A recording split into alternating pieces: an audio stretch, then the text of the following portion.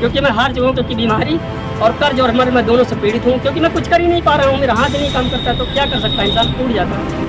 जानते नहीं है कि कोई हमें मदद कर सकता है। नहीं, अपना आप पेटीएम नंबर बताइए अपने हमारे इस वीडियो में।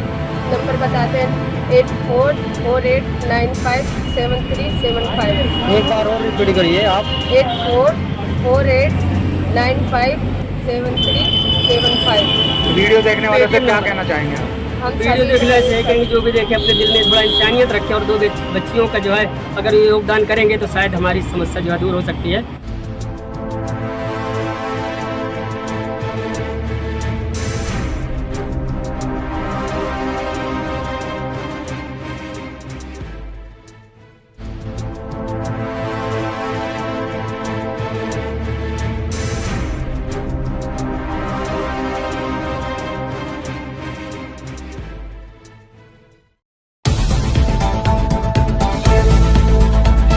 आप देख रहे हैं उजाला न्यूज लाइव।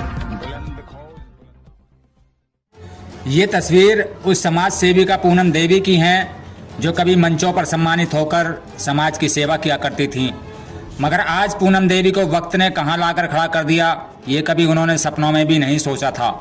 दरअसल पूनम देवी के पति एक कंपनी में मैकेनिक थे, जिन्हें हाथों में पैरालाइज होने की वजह से कंपनी से निकाल दिया गया।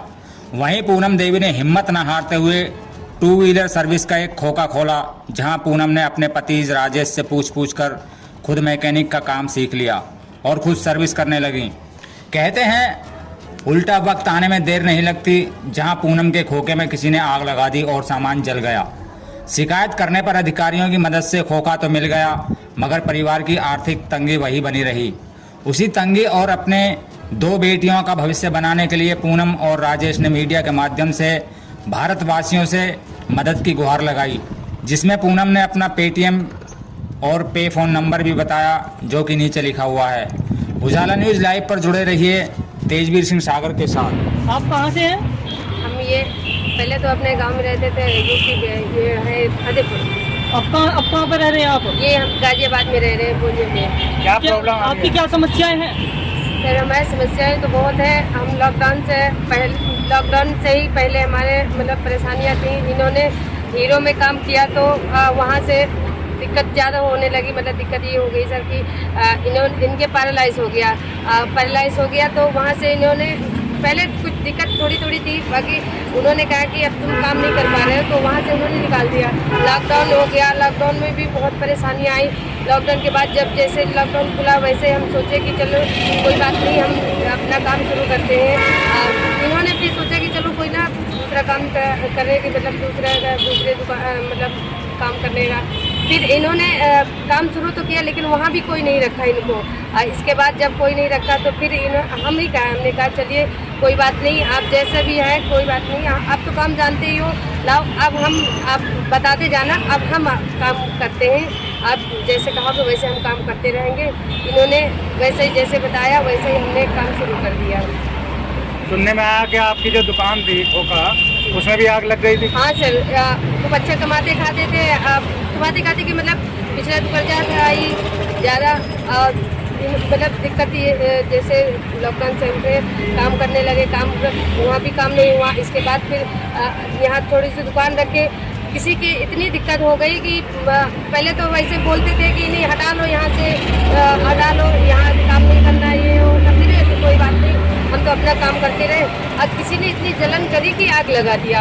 और जब आग लगा दिया सर तो उसमें इतना मतलब दिक्कत हो गई कि चाहिए हम 2 वक्त की रोटी किसी तरह से जुटा के, हम 2 बेटियाँ हमारे एक ये एक और है, उनको किसी तरह से अपना गुजारा कर रहे थे कि पढ़ा भी रहे थे, अपना घर के खर्च भी चला रहे थे, क्योंकि यहाँ किराए पे रहते हैं, अपना कुछ नहीं है, किसी तरह चलाए। तो जब से आग लगा दिया फिर दिक्कत बहुत आ गई।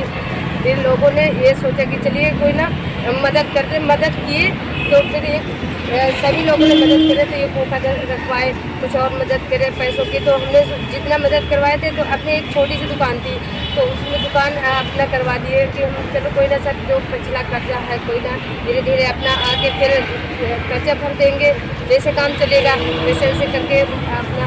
लेकिन वह यहाँ भी दिक्कत ये आ गई कि नहीं, इनका फिर से वही अटैक हो गया, मतलब पैरालाइज हो गया, वो हाथ एकदम जाम हो गया।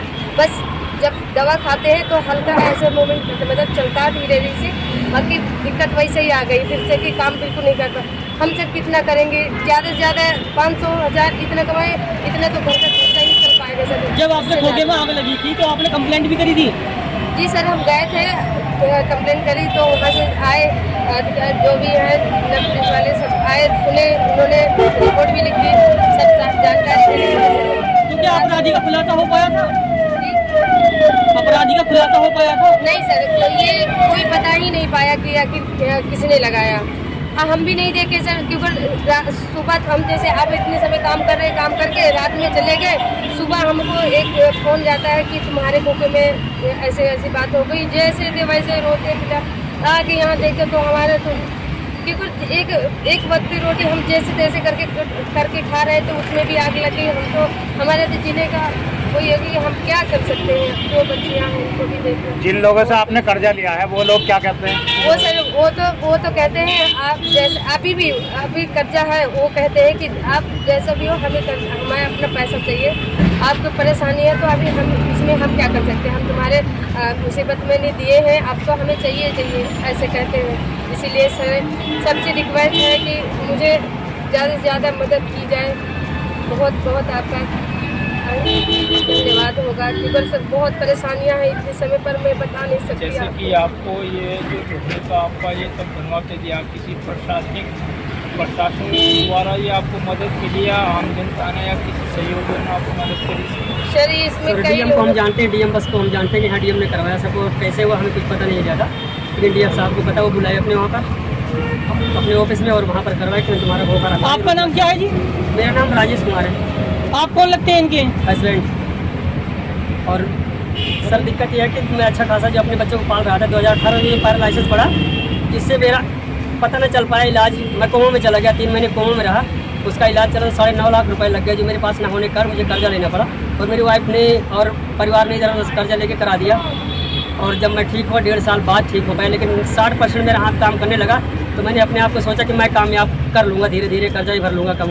तो मैंने अपनी वाइफ को लेकर मैं आ गया यहाँ गाजियाबाद में, कि वहीं क्योंकि मैं यहाँ बहुत दिन से 13 साल से यहाँ रह रहा था, बस जब इलाज नहीं हो पाया तो मैं अपने इलाहाबाद में इलाज कराया जाके इसका, तो वहाँ मुझे जाना पड़ा 1.5 साल। जब वहाँ इलाज चला तो मुझे काफ़ी जो है कर्जा भी हो गया सब, तो फिर मैं वापसी यहीं आया कि अब वहीं गाजियाबाद मेरे जानने वाले हैं, वहीं मैं अपना दुकान चलाऊँगा। यहाँ मैंने नौकरी मांगी तो नौकरी मिले नहीं, क्योंकि हाथ ख़राब था, पूरा काम नहीं कर रहा था। जब पूरा काम नहीं कर तो मैंने पूनम से ये कहा कि तुम तो काम जानते हो, मुझे साथ ले चलो, औजार ले लो थोड़े से, और धीरे धीरे काम करेंगे तो धीरे धीरे चला लेंगे दोनों लोग, तब तक बच्चे पालेंगे, कर्जा धीरे धीरे भरेंगे।